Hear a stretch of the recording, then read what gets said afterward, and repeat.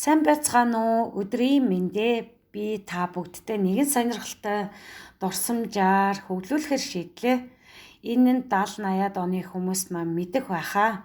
Миний ч бага наснд болон та бүгдийн дурсамж болж үлдсэн байхаа гэж бодож байна. Би энэ сэдвийг ярихыг маш их хүсэж байгаад ярьж байгаамаа.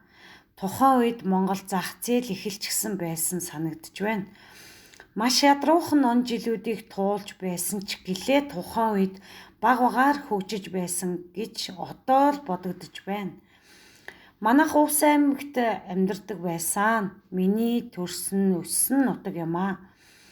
Би нутагтаа л болж байсан сонссон зүйлүүдээ ярих болно.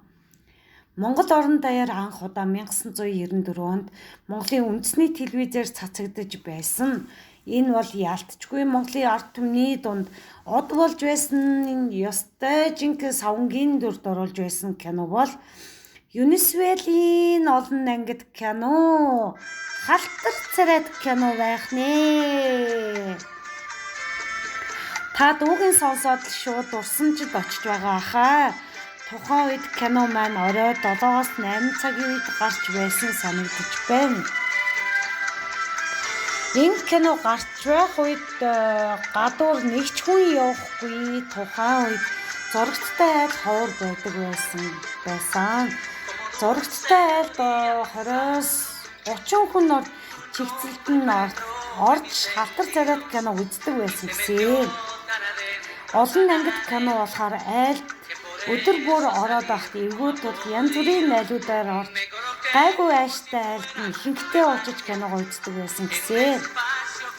Яг энэ кино гарч эхлэж байх үед үхэр малаа сахаа мартаад үхэр туглаа нийлүүлээд өнгөрөөсөн найлууд их байсан гэсэн. Сүүлдээ хүмүүс маань энэ цагаас сайн хараад кино гарах цагаас өмнө үхэр малаа саагаад гэрээ ажиллаа зохицуулаад киногоо үздэг байсан гэсэн. Хотдож бас яг энэ Халтар царайд кино гарч байх үед гадуур нэг ч хүн явахгүй гэмт хэргийн тоо харьцангуй багассан байсан гэсэн мэдээлэл байдаг юм байна лээ. Энэ киног цохос дурдахад Мигэл Ангел Баян найлын хүү Стерлитан нөгөө Халтар царайд юм аа. Гудамжинд сонин зарж амьдралаа залгуулдаг байсан. Эцэгтэнтэй сайхан нэмэгтэй юм аа.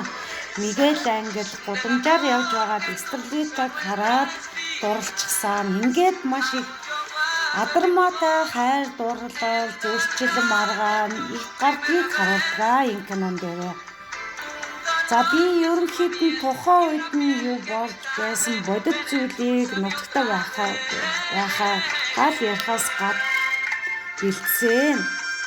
Хэрвээ та киног үзхийг хүсвэл линкийг тавьж өгч болно.